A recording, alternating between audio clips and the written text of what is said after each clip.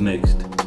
Hey, how y'all doing? Back again, another episode of the It Factor Podcast. As always, I'm your host, Jeremy Robinson, and today we have someone special. Go ahead and introduce yourself, man. Danjuan Witcher, senior host of Stool Talk Podcast. Yes, indeed. Yes, indeed. Yeah. A great podcast at that.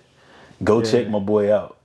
So with that being said, how are you doing mentally, physically, and emotionally? Man, I just want to say thank you for allowing me to be on your platform, man. I'm happy. I was looking forward to this all day, man. So mentally today, I've been doing real good.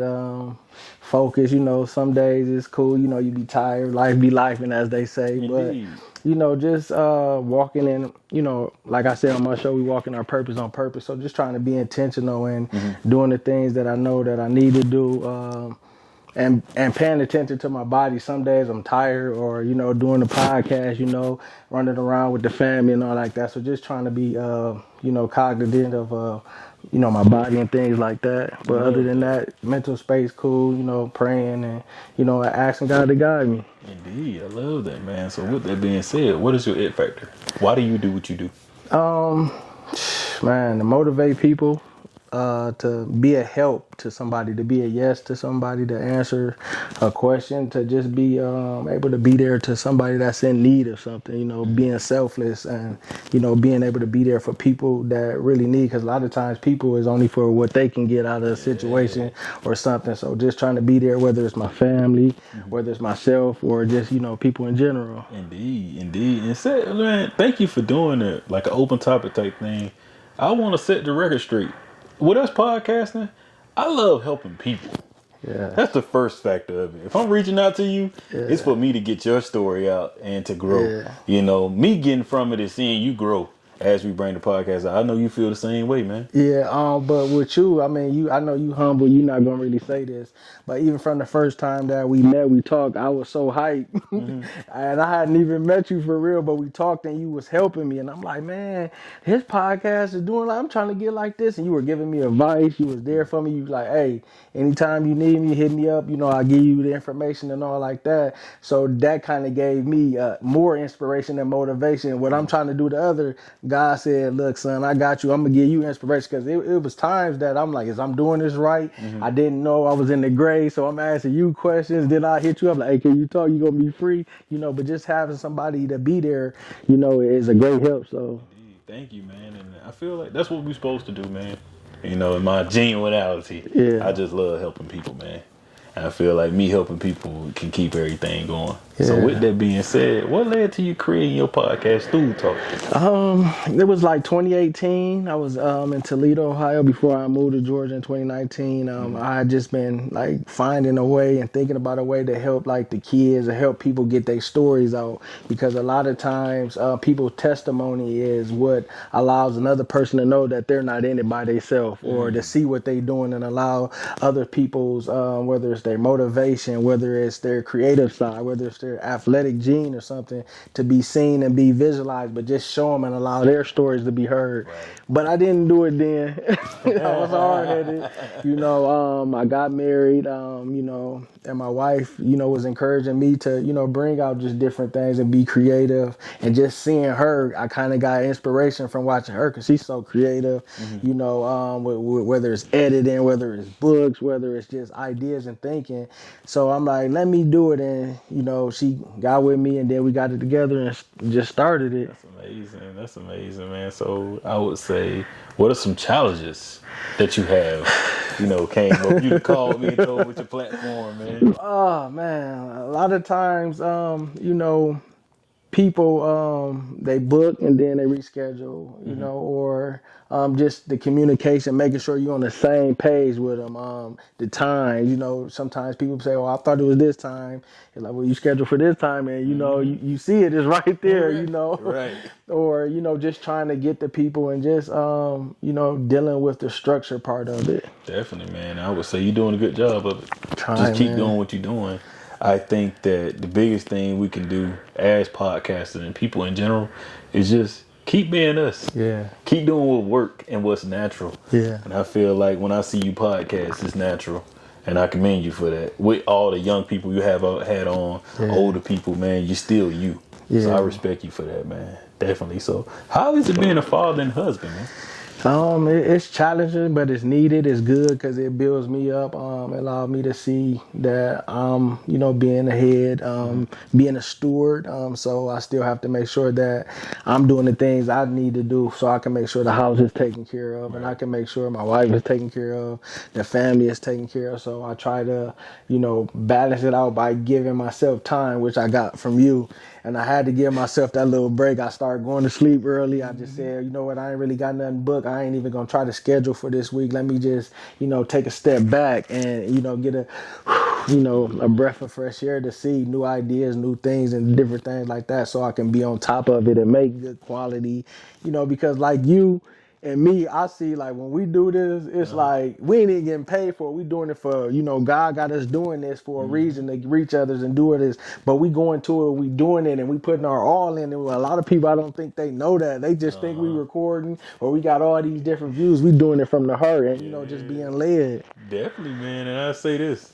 I think that I had one of my frat bros came to me and said, I asked him when I first started, man, why I ain't give you this ain't happening? He was like, why you doing it? Right. I was like, well, I like to do it. He said, well, focus on that. He said, that everything will come and it's going to take time. But do you want something that comes fast or something that takes time? Yeah. And I want something that takes time. Yeah. I want it to be remembered that someone got the inspiration from it, and I would say that how do you balance that family time, being a podcaster, your daily works, and also being in church, man? How you balance all that? Try to keep a schedule and try to be on it the best I can. Sometimes it don't happen because my wife got meetings scheduled. She got different things with her ministry, with her business going on, and and she helped me because I didn't know nothing about the Google calendar. I didn't know nothing about the thing where you schedule your event. So she allowed me to start being more accessible to see and to be able to, figure out, okay, you doing this on this day. So, okay, I look and say, okay, what you got doing on there? So we try to communicate and see, what's the day that we both ain't doing nothing so we can do this. Just being intentional when we can. But, for the most part, it just go week to week depending on what she got, because it might be somebody that call her that need her and she got to do the work of God. So, that comes first with her ministry and what she's doing as well as, me. So we just try to balance it and see, what's what and seeing when the open days are scheduled. I love that. So I would say also, how is it working in the children ministry, man? And why is that important? Man, it's important because the children are our future, but for them to know that it's okay to serve God and be their authentic self and know that God wants them as they are. I was doing discipleship at Pebblebrook High School for the football team on Thursdays. So going up there, seeing them, talking to them, it was some believers, and one of the kids was like, well, I believe in God and I'm saved, but I don't know if God, is okay with me as I am, or I don't know if God want me like this. And I'm like, no, that's how he wants you. I'm like, ain't nobody perfect, so don't live your life perfect, but being able to be a vessel that people see. Because a lot of times when people think Christianity, they thinking religious. You can't do this, you can't do this. No, you can be cool, you can have swag, you can be smart, you can be intelligent and creative all at the same time. So that's what I be wanting to allow them to know, and I know that it's people that can meet them on a level, and for they can know you're not the only one going through this, it's somebody else is. Definitely, man. I would say, who are you outside of all you are known for? I would say sports. So I like sports. So I'm a athletic person that likes sports, like to be able to be helpful to other people. So that part I know, but it's still another part that I know that God is showing me, so I don't really know right now, but I'm, staying close to him so he can be able to lead me and direct me, because, I'm growing. So different seasons, you go from glory to glory to glory. So that's where I'm at as far as now. But the help side and being there for others and being helpful, that is me, the heart that I got for people. Damn, man, I love that. I feel like we always forever growing. Yeah, So I commend you for that. And before we do close, got a few more questions. I would say, when it's all said and done, what would you love to be remembered for? I was somebody that was there. I was somebody that people could count on. I was somebody that, did it genuinely, and just, did it the right way. Not perfect, but was there and was, didn't want nothing for myself, but just was doing it out of the kindness of my heart. No hidden agendas, no motives, nothing like that. Indeed, and you're doing just that. Yeah. I would say this to you too. I mean, at the end of the day, the money's gonna come. Different things gonna hit. Yeah. And when they do, you ain't gonna change, man. Yeah. And I respect you for that, and I see that light in you that I see for myself. Like, you know what? That's why I gotta help him, man. Because I see this, and I always want to see you succeed. Do you have any short-term, long-term goals?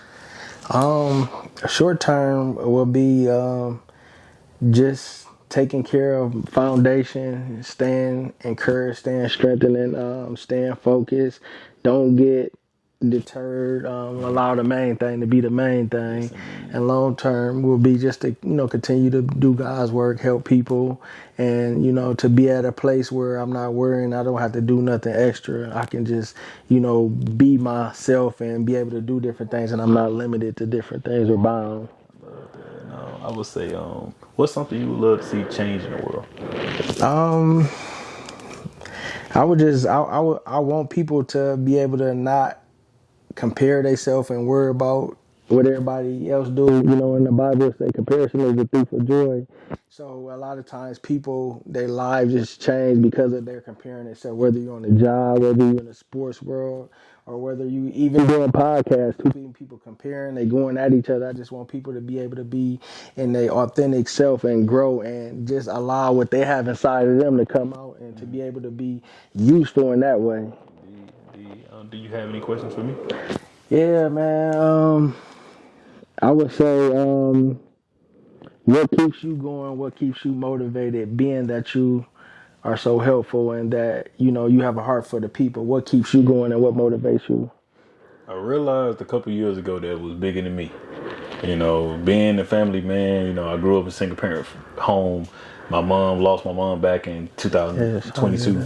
So all those different things happening to me, getting married. I had a high of getting married and then losing my mom a couple weeks later.